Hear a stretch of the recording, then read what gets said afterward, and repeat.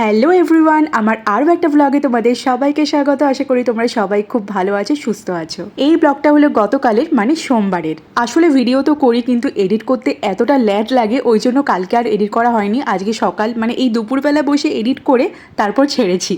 তো যাই হোক, ঘড়িতে বাজে সকাল 7টা আর আমরা চলে এসেছি যথারীতি ছাদে। আর ছাদে এসে দেখলাম যে এই লাউটা বেশ বড় হয়েছে, ওর জন্য এই লাউটা আমার বর মহানন্দে কেটে দেখো লাউ খাবো করতে করতে এসেছে। আর আমি দেখলাম বেশ লাউটা কিন্তু ভালো আর বড় হয়েছে। আজকে লাউ দিয়ে হবে মাছের মাথা দিয়ে লাউয়ের ঘন্ট। অবশ্য গাছে এখনও অনেকগুলো লাউ রয়েছে, মানে পরপরই কাটতে হবে। একসাথে লাউগুলো বড় হয়েছে যেহেতু, ওর জন্য একটা খাওয়ার পর পরের দিন আবার কেটে আবার কিছু একটা লাউয়ের কিছু করতে হবে।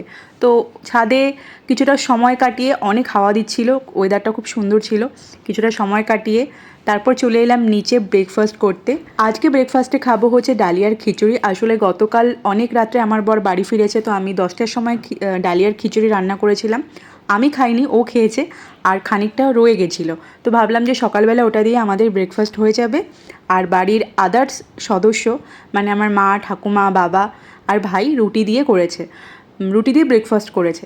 তো সকাল সকাল ডালিয়া আর 4টে পাঁপড় ছিল, অনেক দিন আগে পড়েছিল, তো ওইগুলো ভেজে শেষ করলাম। আর ডালিয়াটা এত বেশি সুন্দর লাগছিল, যে কোনো খাবারই বাসি হলে সেটার টেস্ট কিন্তু দ্বিগুণ বেড়ে যায়। পাঁপড়ও 4খানা ছিল, ওই জন্য ভেজে নিয়েছি, নরম ছিল। সকালে এই খাবার আমার ফেভারিট। ব্রেকফাস্ট খেয়ে চা খেয়ে নিলাম। চা না হলে আমাদের বাঙালিদের চলে না। তো চলে এসেছি চা নিয়ে। আর আমার বরের কাণ্ড কারখানাটা জাস্ট দেখো, বেশি বেশি হয়ে যাচ্ছে না? পড়ে যাবে কিন্তু চা করতে গিয়ে, সব বিছানা চাদর তুমি নষ্ট করেছো। এরকম বলো না, চা খাচ্ছি তো অপূর্ব, যা পূর্বে হয়নি। এ দেখে লজ্জা পাচ্ছে। ওই যন্ত্র, ও যা বললো আমি শুনে অবাক হয়ে গেলাম। কি বললাম? ওর কোনো পড়াশোনা করার ইচ্ছে নেই, আমি কেবল এটা মুখস্থ করি, একটা আগ্রহ। মুখস্থ এমনই করছে যে আউ আউ করছিস বলার সময়। হেভি তর্ক করে। চা খেতে খেতে আমার বর তার ছোট্ট শালাকে পড়াচ্ছিল। এমনিতেই শালাবাবু কিচ্ছুই পড়ে না, পড়তে বসতেও চায় না, এখনও বসে বসে গাল টিপে হেসে যাচ্ছে, আমি এখানে ভয়েস ওভার করছি। তো ব্রেকফাস্ট করেই স্নান করে নিলাম, স্নান করে পুজো দিয়ে দিয়েছি ঘরে। তারপরে আজকে যেহেতু সোমবার, আজকে ভোলে বাবার বার, আমি প্রত্যেক সোমবার আমাদের কাছে এখানে একটা শিব ঠাকুরের মন্দির আছে, ওখানে পুজো দিতে যাই। আগের 2 সোমবার দিতে পারিনি, আমার প্রচুর শরীর খারাপ ছিল, জ্বর সর্দিতে আমি একদম বিছানায় শয্যা নিয়ে ফেলেছিলাম, ওর জন্য পুজো দিতে পারিনি। তো এই সোমবার আমি ঠিক করে নিয়েছিলাম, যতই ঝড় বৃষ্টি হোক আমি এই সোমবার মন্দিরে গিয়ে পুজো দেবই। তো পুজো দিয়ে এসে দেখি ঠাকুমা এখানে লাউ কাটছে, গাছের লাউ বলে কথা, আজকে তো জমিয়ে খাওয়া দাওয়া হবে। আর দেখেছো তো কি সুন্দর ঠাকুমা লাউ কাটছে। আমি তো একদমই কাটতে পারি না কোনো জিনিস, আমার বর খুব ভালো কাটতে পারে, আমি ওই জন্য ওকে নাম দিয়েছি কাটিং মাস্টার। আর এদিকে আমি রান্না চাপিয়ে দিয়েছি, ও বিনস আর গাজর কেটে দিয়েছিল। আজকে রান্না হচ্ছে ফ্রাইড রাইস আর চিকেন কষা। এদিকে আমি চাপিয়ে দিয়েছি হচ্ছে ফ্রাইড রাইস, ও বিনস আর গাজর কেটে দিয়েছিল। আর এদিকে আমার অবস্থা হয়ে গেছে কাহিল। এই 2 দিন এত বেশি গরম পড়েছে না, কি বলবো।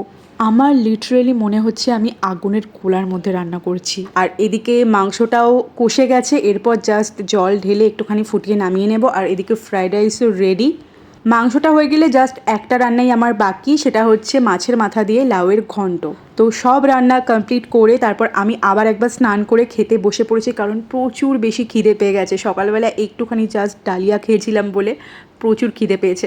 তো আজকে তো ভর পেট লাঞ্চ করেছি, আমি বেশি খাই না দুপুরবেলা, যেহেতু একটুখানি ডায়েটে আছি তার জন্য, কিন্তু আজকে আর লোভ সামলাতে পারিনি।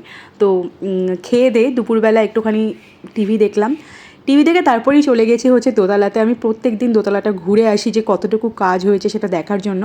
তোমাদেরকেও চলো দেখিয়ে দিই যে আমাদের দোতলাতে কতটুকু আমাদের কাজ এগিয়েছে।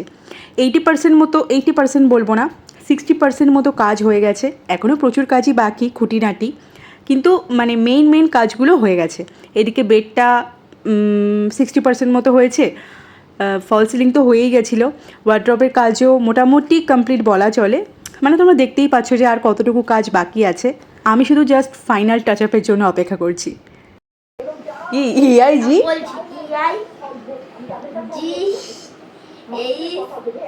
এইচ হ্যাঁ বল EI EIGHT হ্যাঁ 8 T TEENT শেষ কি ও ডবল টি না একটা হয়ে গেল একবারই তো একবার না দুইবার হবে নিজেও না বলে। হবে না টুইস্ট টুইস্ট এটা মান গেল তো গেল। নিয়ে এসে যাও আমরা ভুল বললো তো তুই হ্যাঁ তুই প্রথমে ভুল বললি 18 E লাস্টে যে আমি বললাম হবে হবে না, EIGHT না হবে না মানে আমার উপরে নির্ভর করছে আমি কি বলি আচ্ছা টুইস্টের বানানটা তো করলি না তুই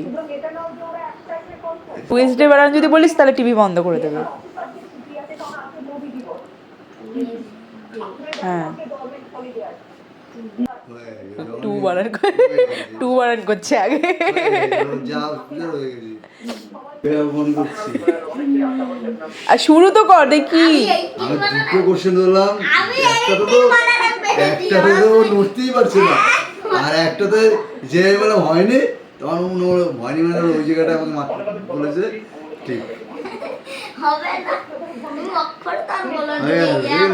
টুইস্টে কিন্তু পারেনি এখনো টুইস্টটা এটা তো একটাতে পারলোই না আর এটা আলাদা গেছে এখন হচ্ছে বিকেলবেলা আর আমরা ছোট্ট করে একটা টি পার্টি করলাম চা খেয়ে তারপর ও পড়তে বসবে আমার বরের কাছে আর ও আমার বাবা আর আমার বরের কাছেই পড়তে বসে আমিও বসাই মাঝে মাঝে খুব একটা কারণ আমার কাজ থাকে বলে আমি অত ওকে পড়াতে বসাতে পারি না তো চলো আজকের এই ব্লগটা আমি এখানেই শেষ করছি তোমাদের আজকের এই ব্লগটা ভালো লাগলে অবশ্যই লাইক করে দিও আর কিছু জানার বা জানানো থাকলে কমেন্ট করতে পারো ভিডিওটা কেমন লাগলো ভালো লাগলে অবশ্যই লাইক করে প্রোফাইলটাকে ফলো করে দিও তাহলে চলো নতুন কোনো ভিডিও নিয়ে খুব তাড়াতাড়ি দেখা হচ্ছে বাই